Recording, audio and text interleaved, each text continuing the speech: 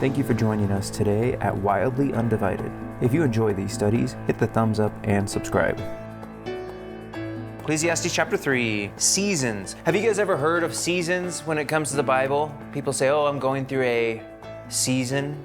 What does that mean? A period of time that we typically describe as something that's difficult and that it will pass. What we get in Ecclesiastes is that there is a time and a purpose for everything. Every emotion, every experience, every action, there is a predetermined destiny that God has designed. And so this is kind of the author of Ecclesiastes. He's kind of struggling with this. As we go through this, he's going to give us some contrasts, like there's a time for laughing, there's a time for weeping, and we'll talk about that stuff in detail. But as we move through the chapter, he really carries this idea of time. That God knows the past, He knows the future, and we don't. We know the present, we know what we're experiencing, we know that in this moment time is difficult, or in this moment time is joyful, but who knows the future? And so when we get into even verses like 9 through 15, he really struggles with this concept about eternity, and how we can't really comprehend God's providence. What happens to us kind of happens to everybody, that there's persecution, there's corruption. And then he talks about verses 16 through 22, that we really are stuck on this earth like all of creation. God has put it in our hearts to desire eternity, or to desire like a better tomorrow, to have hope in something that's greater than this moment, because we're just like animals. We're just like beasts of the earth. We live and we die. And so this concept of time is kind of where he sets in. And so in verse 1, he says, "For everything there is a season and a time for every matter under heaven." A depiction of heaven and eternity is, it is a place without what? Without end. What's another way of saying that? That's correct, but there's another way of saying it that's a little more clear. A place that never ends is a place that is eternal. It's without time. So heaven is beyond time, and everything below heaven is set on a schedule. It has a nighttime and a daytime, a time of mourning, a time of weeping. We are stuck in this cycle that repeats itself. We have great highs of joys, and we have great lows of depression and sorrow, and we fluctuate back and forth. There is a time for everything under heaven. We will all experience the things that are about to take place in this text. So he says in verse 2, a time to be born, a time to die, a time to plant, and a time to pluck up or harvest what is planted. A time to kill and a time to heal, a time to break down, a time to build up, a time to weep and a time to laugh, a time to mourn and a time to dance, a time to cast away stones and a time to gather stones together, a time to embrace and a time to refrain from embracing, a time to seek and a time to lose, a time to keep and a time to cast away, a time to tear and a time to sow, a time to keep silence and a time to speak, a time to love and a time to hate, a time for war and a time for peace. There is a season, a time, and a purpose. Now, all of these things, if we read them, we can read them from an more earthly, kind of governmental and personal note. So like a time to be born and a time to die, right? I think we can all take into heart that thing. What I like to do in this text is put Jesus here. How did God, who is eternal and outside of time, like the Word that was in the beginning with God and the Word that was God, when he became flesh, you know what he did? He was subjected to time. He was born as a baby, and he grew as an infant, toddler, adolescent, all the way up into manhood. He was subjected to these very facts under heaven, just as us, right? So he had a time to what? Be born. To be born of a virgin, and to die on a cross. There is a season and a time, a purpose and a reason for those things to take place. So as we read this, it's fun to see more on our level and then to see it on Jesus's level. So we'll talk about it. A time to plant and a time to pluck up. So Jesus plants the word of God and it's harvested in righteousness and he harvests souls. But we also, why do we plant and why do we harvest? So we can eat. I don't know about you, my whole life is based on food. When you go to work, what do you think? When is our lunch? When is break time? But our life is actually, what's interesting is it's cycled historically on harvests. All of our holidays, every season of the rotation of throughout the year is based on plants. So there's a time to plant and a time to harvest, a time to kill and a time to heal. When is there a time to kill? If I were to kill somebody, is there a time for that? To protect other people? A time for war? Exactly. When there's injustice, self-defense, capital punishment. If the crime is fitting, the punishment is death. Well, that means somebody has to kill them. There is a time to kill, but there's also a time to heal. To take a wound and heal it, to set a broken bone, to lift up that which is broken. Now, put it in the terms of Jesus, what did he kill? He killed self-righteousness. He killed sin. He killed the power of death. And what does he do? He heals the soul. He brings forth the new birth. There is a time to break down and a time to build up. When is there a good time to break down? You know what we call breaking down, like a building? Demolition. There's a time to demo and there's a time to reno. There's a time to give up the battle against God and to allow him to build you into the creation that he so desires. There's a time to die to yourself, that you can be recreated and built up in the image of God. There's a time to weep and a time to laugh. So what's interesting is Jesus wept, the shortest sentence in the Bible. He wept over Jerusalem. There's going to be, the next one is mourning. Jesus mourned. When did he mourn? Lazarus. When Lazarus died, Jesus, he knew he was going to resurrect him from the dead, but what did he do? He still mourned over him. That death still had a hold of his friend, even though he was going to deliver him from death. But you know what Lazarus did? He died again. He died twice. That's not fun. But he lived 3 times. He was born, he died, he was resurrected, but he was also born again. 3 births, 2 deaths. Anyways, time to laugh and a time to dance. What's fascinating is we don't have any record of Jesus laughing or dancing. Culturally, we don't have this anymore. There's no expectation to dance. Like, we're not taught, we're not trained, we're not developed as a culture to do that. But in Jesus' time, he would be. But it's just interesting that what the world likes to believe about Jesus is he's all happy and laughing, big old smile on his face, just the best friend you could ever ask, so positive. But we have no biblical reference that gives us that side of him. I don't doubt it. He's the man just like the rest of us. Now, he's God in the flesh, but he is 100% man. He would laugh and he would dance and he would, have the joys of life that we have. When is there a time to weep and a time to mourn for us? A loss of a loved one, right? Especially when you lose family members, really good friends and things like that. What about sin?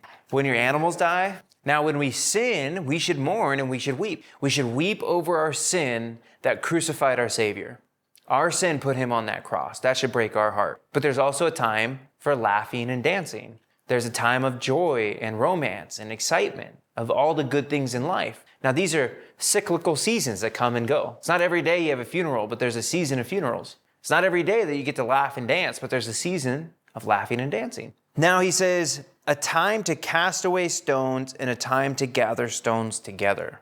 This one has a couple of perspectives, but the idea is more, from what I read, the concept would be like demolition, right? So buildings are made out of stones. And so if you have a dilapidated building that is falling apart and it's disrepair, you would take all the stones apart. Or like when the temple burned down in 70 AD, and all the gold on the temple went around the rock and stones. And so they started casting the stones away to get to the gold.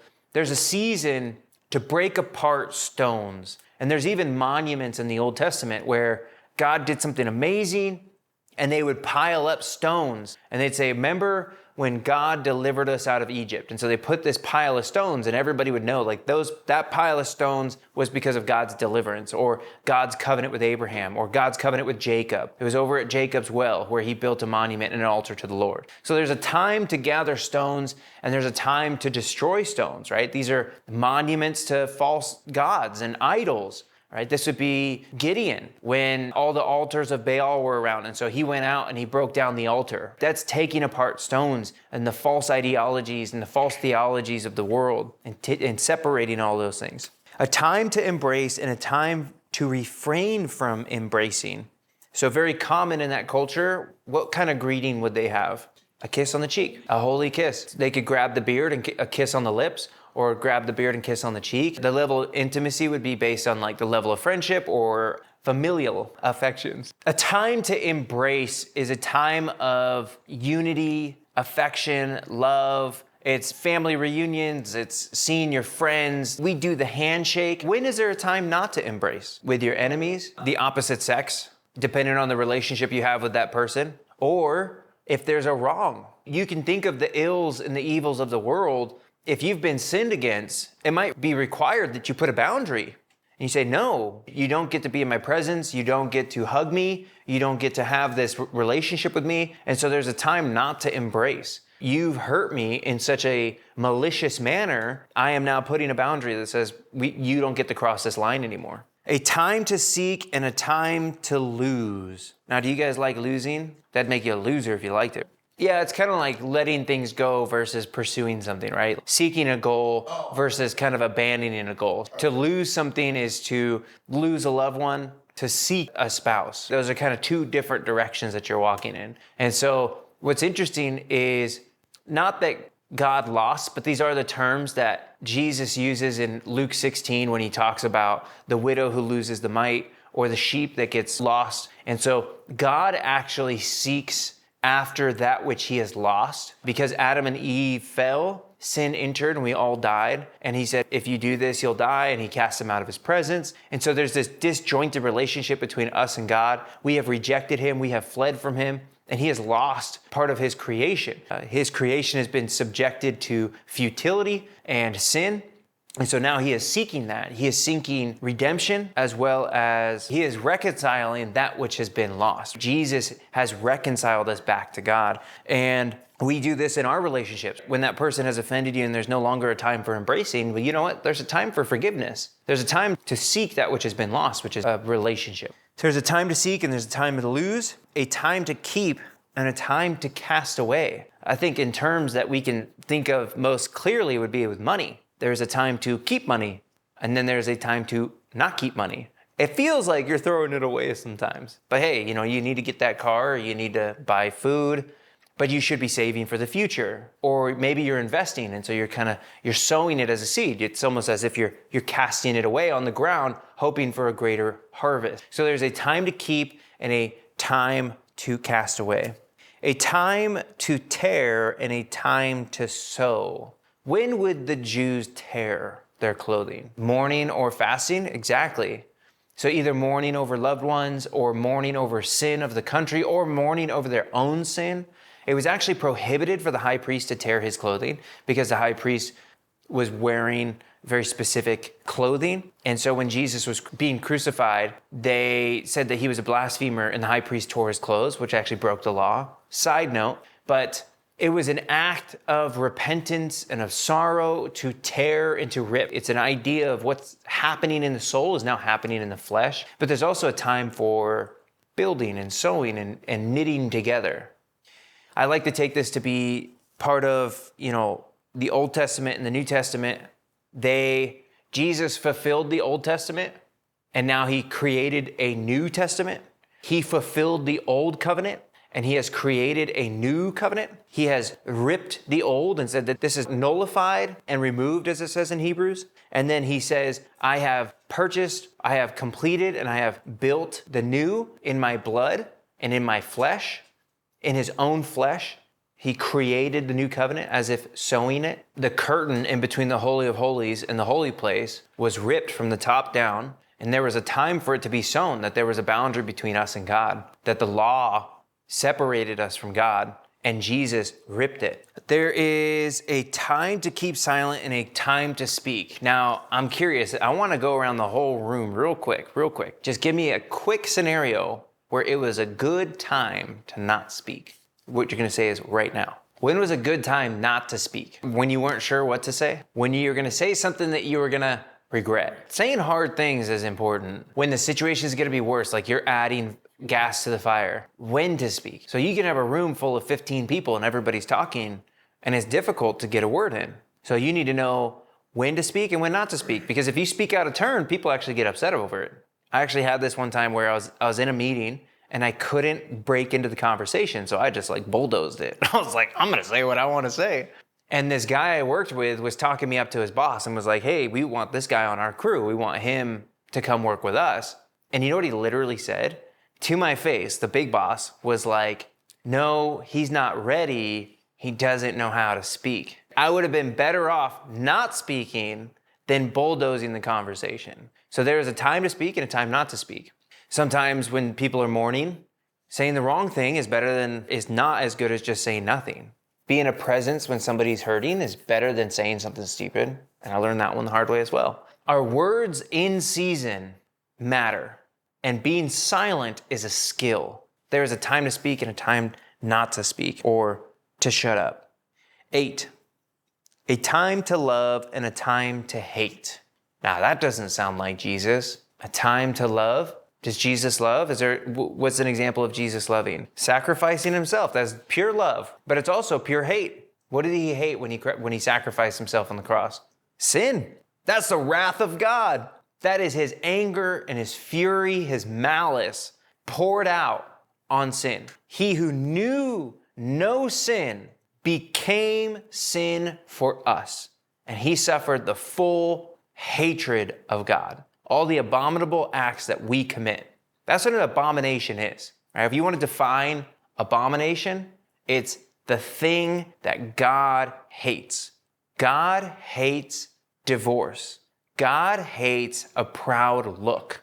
There is lots of things that God hates. Jesus hated the religious leaders who took advantage of people, and he called them out, and he used some really foul language. He called them snakes. He called Herod a fox. He called them hypocrites. There is a time to love and there is a time to hate. You love your children.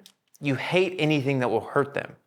You love your enemy, but you hate how they disobey and are at war with God. I think it takes a level of hate to weave a whip, to create a plan about how you're going to deal with some people you're thinking about. You're like, hey, these guys are over here fleecing God's flock, taking advantage of people fraudulently with corruption.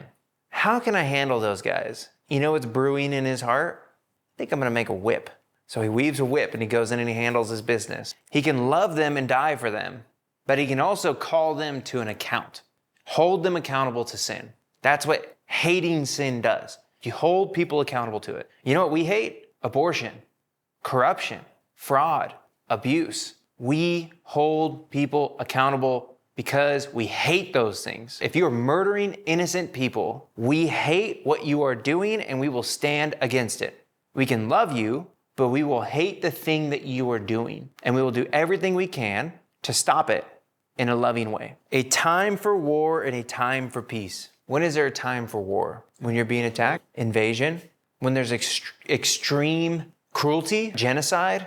We would say, even if Hitler didn't attack the rest of the world, but if we found out what he was doing with the gulags to all the gypsies and the Jews and all these people, do you think it'd be a time for war to save 6 million people's lives? I think it's justifiable. We can say there is such a level of evil that righteousness must respond with the sword. God has given governments and police officers and agents of the sword to instill righteousness. There is a reason for war. But we have to remember that even if there is war, there might be a time for peace. There is a time to stop and to come to terms and find peace. Let's talk about God's will. Chapter 9. Now, it carries in the same theme, same concept. What gain has the worker from his toil? I have seen the business that God has given to the children of man to be busy with. He has made everything beautiful, what? In its time. Also, he has put eternity into man's heart, yet so that he cannot find out what God has done from the beginning to the end. So he asks this rhetorical question. What's a rhetorical question? It's a question he has the answer to, and he's going to give it to you. So he says, what gain has the worker from his toil? Have we heard this before? We have. In the last chapter, he asked a very similar question. So he says here again, what is the value of working so hard for all of our life? He says, I have seen the business that God, or the job or the task that God has given to the children of man to be busy with. So this is God ordained, God prescribed that we are to be busy at some job, at some labor of some business. We are to be doing something to be productive in our life. But there's kind of a futility here. We're kind of hamsters on a wheel, just kind of grinding out day after day, time after time, struggling with the business that God has given us to do. He's given it to us to do it. And what do we really gain by it? That's the question he's asking. Verse 11, he has made everything beautiful in its time. Also, he has put eternity into man's heart, yet so that he cannot find out what God has done from the beginning to the end. God is using all of these circumstances, all of our labor, everything, and he is shaping it into beauty. Those seasons of difficulty, those seasons when we read verses 2-8 that were negative, right? Of putting up boundaries, of going to war, of killing, of sorrow and sadness and mourning and weeping, all of those seasons and all of the joys and all of our labor that we do in and out of our days and lives, God is creating something beautiful, that our lives are to be a masterpiece for him. And in Ephesians chapter 2, it says that we are God's workmanship. He has created us to perform good works in Jesus' name. He is shaping beauty, but God is doing something, but we can't see it. He has put in a desire in us to know those works that God is performing, but we can't understand it. It's not until we get to heaven that we will clearly see all of the beauty that God has done in our lives. All we know is the times and the seasons and its moments and its feelings. But we long to know God's plans. That's why he says, yet, so that he cannot find out what God has done. We cannot find out what God has done from the beginning to the end. Verse 12, I perceive that there is nothing better for them than to be joyful and to do good as long as they live. Also, that everyone should eat and drink and take pleasure in all his toil. This is God's gift to man. So he says we don't know the beauty that God is shaping. We don't really comprehend what our lives are in the future and in the past, exactly all the pieces and how they fit together. But this is what I came to understand, that we should be joyful in doing good works. That God has given us the task of being joyful, to be a joyful do-gooder. We try to be do-gooders. We want to do good, right? If you want to be a do-gooder, set your sights on the smallest things you can find. Picking up trash. Think about it. Picking up a piece of trash on the ground is the smallest good act you can do. Now we think of like, oh, if you're going to be a do-gooder, you got to like adopt some kids from Zimbabwe. You really need to sacrifice your entire life. No, being a do-gooder is a person who does good in small acts throughout their entire life over and over and over again. It's holding the door for women and elderly. It's helping when people need help. It's picking up a brother at a medical appointment. It's all of the small acts of goodness that we can perform. So being joyful, doing our work, eating and drinking and taking pleasure in our day-to-day life. This is what this means. We've talked about this before, but I'll repeat it. Learn to love the routine. Learn to love the small things in your life, to enjoy the coffee, to hug your kids and to hang out with your family and to hold on to your dogs, and when they're barfing and throwing up, you just enjoy the moment, because that's the gift that God has given us. Because you know what he's given us? Time. He's given us time on this earth, under the heavens, under the sun, and every season of life, God has given it to us. It's his providence. He has provided it to us. And so what we are supposed to be is joyful do-gooders who enjoy a fresh cup of water, good food, and working hard. I would argue on recycling because I think it's nonsensical. You can leave that in. I want everybody to know. Recycling's stupid. It's a fraud. Anyways, so let's take a beat. Let's take a moment, okay? Just get off on my own little tangent here. When it comes to the propaganda of the world, the desires of the world to control people, there are good things that they tell us that you should do. Recycling and, getting electric vehicles, yada, yada, yada. Those things aren't inherently bad. You do them. But if you believe that following this prescribed manner of action is doing good because you're saving the planet, it's a lie. So like lithium batteries and cars and energy and solar panels, they're ruining the planet. They're not fixing the planet, okay? So what the world says is good, don't necessarily trust them, okay? This is just a side note. What the devil says is good, most definitely is not. So you need to know what's really good. To be a do-gooder, you need to know. So like maybe that trash needs to be on the ground. They don't have the infrastructure for recycling. There's no recycling plant. And the amount of energy and the cost it takes to take your trash and produce it into something a second time is costing more energy than just producing it the first time. So there's an old term, it's called stealing from Paul to give to Peter, or stealing from Peter to give to Paul. It's an old Catholic tax. So they tax the people and they called it the Peter tax and they called it the Paul tax. And you could only pay one because you're just poor and the Catholic Church is stealing from you. So you have to pay one tax because that's all you have. So you're stealing from Paul to give to Peter. It's a concept.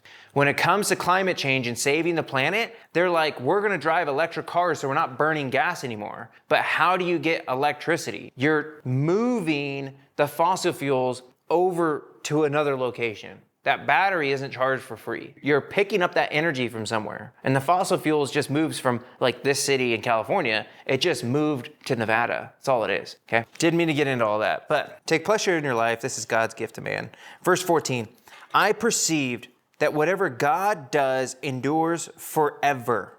Nothing can be added to it, nor anything taken from it. God has done it so that people fear before him. What does that mean? There's some contemplation we have to think about here. What are the things that God has done in this context? From verse 2 through 13, what have we been talking about? We've been talking about seasons. We've been talking about how the earth functions and our lives on this earth. And look, what God does endures forever. It can't be changed, can't be added, and it can't be taken away from. Your loved ones, they're going to be gone for a season. Your loved ones, they're going to show up and they're going to be in a part of your life for a season. That is the works of God. If he blesses you with children, if he blesses you with a spouse, here's the best part about it. He's given you great gifts, but you will lose them eventually. You'll lose your spouse, you'll lose your dogs, you'll lose your job. There'll be a point where you lose your body and you can't function anymore. God's works, his providence in this world are immutable. They don't change. He's already determined it. It's a cycle of events that we are on. So he says, God has done it. Why? So that people fear before him, recognizing that we are small, insignificant, and only important because he says so. We don't play a big, giant, cosmic role. You know what people love about the Marvel movies and like superhero movies is we think we are the hero. We think we are the main character. We idolize the Savior, thinking that we are the captains who can save the world. But the reality is we are sinners, lost, and in the hands of an angry God and need to be saved. We need to be delivered from his wrath. And all of our life, we live under the notion that we are a byproduct of God's creation. He has created us to obey him, to follow his commandments, to enjoy the good gifts that he's given us, but that he is the captain, the commander, the sovereign, the Lord of our lives. And we are beholden to him. He is not beholden to us.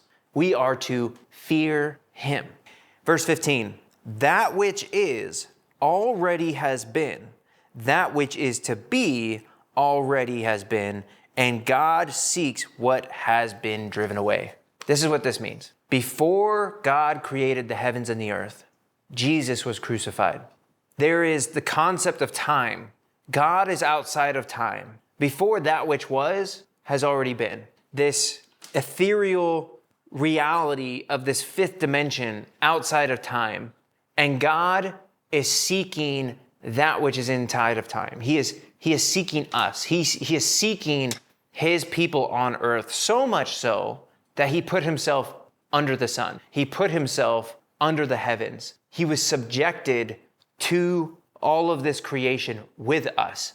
So he sought us. He has been seeking that which is driven away. Before the foundations, Christ was crucified. Before we were born, God had already written our names in his book. He has predestined us. He has called our names. He has knit us together in our mother's womb. He has designed the purpose and the reason for our existence, and he is seeking after us. These studies are recorded live with God's people. We encourage you to find a study in a Bible-believing and teaching church and connect with God's people in God's Word. Have a blessed day. 16.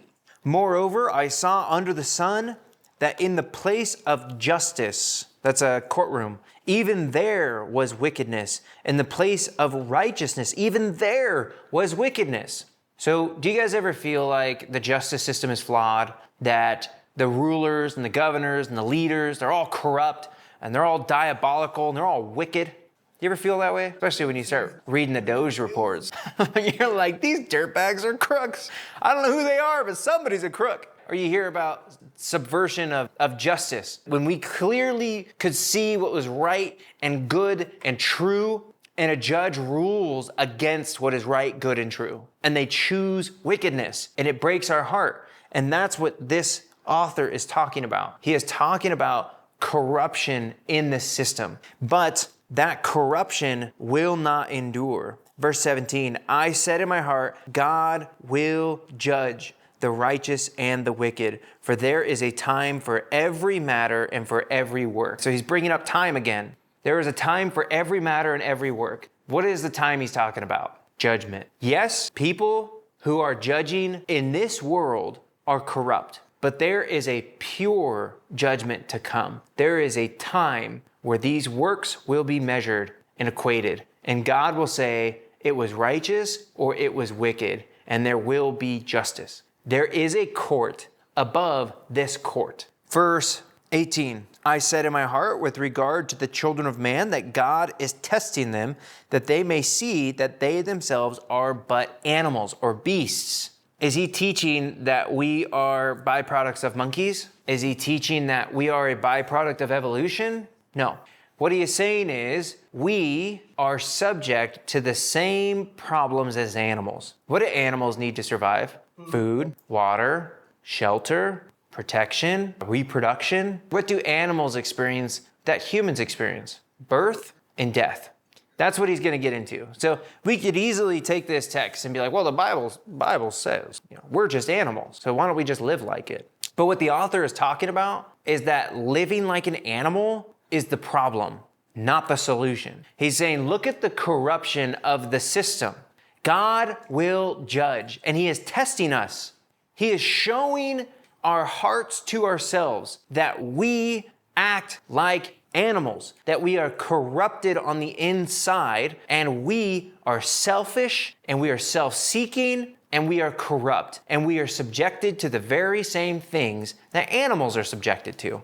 And so he goes on in verse 19, for what happens to the children of man and what happens to the beasts is the same. One dies, so dies the other. Death. Palm trees die. Plants die. Suns die. Animals die. Fish die. Human beings live forever, right? We die. So happens to one, so happens to the others. They all have the same breath. And man has no advantage over the beasts, for all is vanity.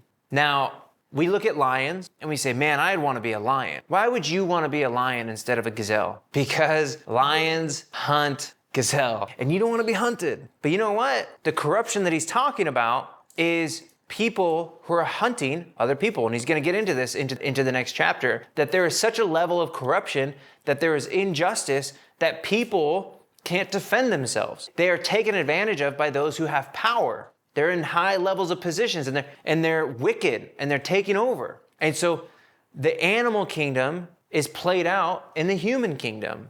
There's cruelty, there's abuse, and we all have the same breath. We have oxygen that we need to breathe. We have a spirit, like a mind. We have intellect. But the distinction between animals, and he gets into this in chapter 12, animals don't have a connection to God. Human beings are created in God's image. Animals are created with life, and they function with instincts.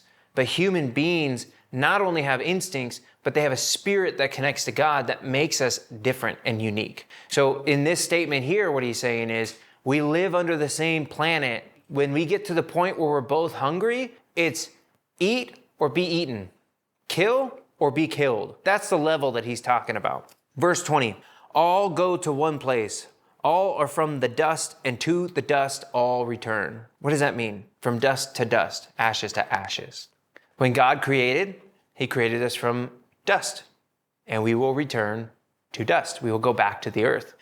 Verse 21, who knows whether the spirit of man goes upward and the spirit of the beast goes down into the earth? So I saw that there is nothing better than that a man should rejoice in his work, for that is his lot. Who can bring him to see what will be after him? So this is kind of a morose ending. In verse 21, he's like, when I die, you're going to put me in the ground. When an animal dies, we put them in the ground, or we leave them above ground, and we all just kind of turn back into mush.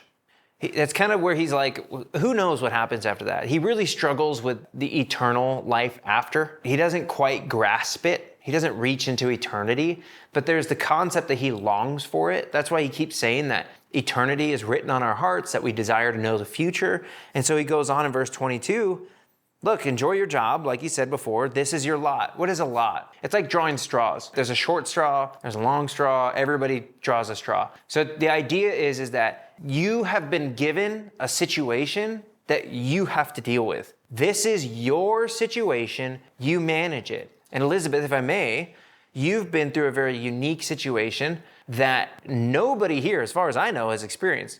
You've lost everything in a fire. And that's pretty horrific, and that's very difficult. But the Bible would say that that's your lot. That's what God has called you to. He has put you in a place and a season and a time to walk through that season, to know him more and to find something beautiful through it. Like he is molding and shaping it, all the things that we've been talking about. So he is telling us that through those seasons, that lot that you have been given, we should rejoice in our work. And then he says, who can bring him to see what will be after him? Who knows what tomorrow holds? See, he can't see out. We can't see out. But God can explain to us what is to be. He's asking this question, who can bring him to see what is after? So what's the answer? Who could show us what the future holds? God, Jesus. God would have to do it himself. We have the scriptures, right? We have what Jesus said. We have Revelation. We have the Old Testament. We have lots of prophecy. The Bible is full of future events. He can tell us what, we're going to get a new body. We're going to be in a place with pure joy and happiness. All of these seasons and time is going to be gone. There's no more ocean. There's no more nighttime. It's daytime all the time. We're going to get new bodies that are absolutely perfect. No more sin. No more sinful desires. No more temptation. We can see clearly the future. It's been given to us. But this man who wrote this didn't have this. So when Jesus says in John chapter 14, he says, I go to prepare a place for you. I go to my Father's place. And he has many mansions and many rooms, and I'm going to prepare for you. And then I'm going to come back and I'm going to get you. And where I am, you'll be there. And you know how to get there. You know the way. And you know what Thomas says? No, we don't. How do we get there? And Jesus says, it's the best line. I'm the way. I'm the truth. I'm the life. If you've seen me, you've seen the Father. There is no way to get to the Father except by me. That is very clearly futuristic. Jesus is saying, set your sight forward on the future. But this man couldn't see it. He wanted it. He longed for it. When you get into Peter talks about how the prophets of old spoke about Jesus, but they longed and inquired about him. They didn't understand it. And we are so blessed. God has been so gracious to us to reveal these things. So who can bring us to see what will be after us? Jesus, right? We have such a hope. I know this book is so hopeless at times. He's kind of difficult. He's very negative. He's talking about persecution and all this different stuff. But here's the thing. We got to bring in the rest of the scriptures. Psalm 8, 3 through 8 is a prophecy about Jesus. But it says that man, who was created in God's image, is actually higher than angels, was lowered. We were set below angels for a time. So we were created above angels, then we were set under angels. And that concept of being equal to animals is that kind of concept. So if we read Psalm chapter 8, 3 through 8, it says that when I behold the universe, then I know that man has been subjected under the angels and the beasts of the field have been subjected under man. This concept that we are not existing as we should be. We are not at the level of enlightenment and glory and splendor and the position as children, sons and daughters of God. But for a time, a season, we have been placed under the angels. We have been lowered in our stature, but we will be raised up again. This is particularly about Jesus in Hebrews chapter 2, that all creation is subjected to Jesus, and now Jesus is in control of all things. But we don't yet see it, but it is a promise of the future. So what's some good application we can take away from tonight? There is a time for everything. I actually use this all the time. It's very comforting when you're going through a dark season in a time of difficulty. It's, there's a season, it's a time. It's either here, or it's coming, or it's going. This season will pass. I don't know about you guys, but winter, I felt like was a little too short. No? Right. Well, summer's already here. And I'm like, it's a pretty fast season. I was hoping for a little more rain. But now summer's here, right? Like the season's passed. The good ones pass. You know what I mean? Like, man, I had such a good day yesterday. And then I walked into work and got kicked in the teeth. Yesterday is not today. Ecclesiastes chapter 12, verse 13. I'm going to read this every single Bible study. I'm just putting it out there so you guys see it coming. When I say application, this is the application. We don't have to make anything up. He tells us. Listen, this is the end of the matter. All has been heard. Fear God. Keep his commandments, for this is the whole duty of man. For God will bring every deed into judgment, every secret thing, whether good or evil. Fear God. Keep his commandments. Seasons will come and go. We got to be prepared for them. So Ruth and I are married. We are preparing for 70 years of a successful marriage. That's our goal. But I know that maybe tomorrow I get diagnosed with cancer and God takes me home. We are prepared for every season. Overwhelming success or absolute crushing sorrow and mourning. Just loss. We are prepared. We try, at least. So maybe tomorrow you lose your job. Or maybe tomorrow you get the best job of your life. Be prepared for the season to come. God's will is our jobs. Our little mundane world that we live in. Every task we do in the name of the Lord. To toil and to labor is the will of God. Now that you don't hear about in church. Everybody's like, do you want to know the word of God? I give you a word from the Lord. Thus saith the Lord, you shall be prosperous and you shall receive money. No. This is the will of God. You go to work, you'll have days of joy, you'll have days of sorrow and stress and difficulty. You know what? You're going to get tired of your job, no matter how good it is. You're going to get tired, you're going to get worn out. You're going to have 2 jobs, you're going to have 3 jobs, then you're going to have kids, and then you're going to have dogs, and your life is going to be busy, and you're going to be miserable. But this is God's will for your life. So it's not always about putting on a smile and being happy. It's about being content, being satisfied that in this moment, you're not alone. Jesus is with you, and he'll push you through. He'll pick you up. He will put you on a sled and drag you if he has to. You'll get to the other side. And we'll be okay. Don't get stuck with beasts, but live like sons. Don't get stuck down here acting with all the animals. Raise up to that standard. We are children of God. We were subjected to this world for a time, but we will be lifted to that life to come. So we need to live to the standard of the next life. Don't live like animals. We're not animals. We've been subjected to that long enough, and Jesus delivers us from it. Amen. Next week, chapter 4, life with or without people. We need each other.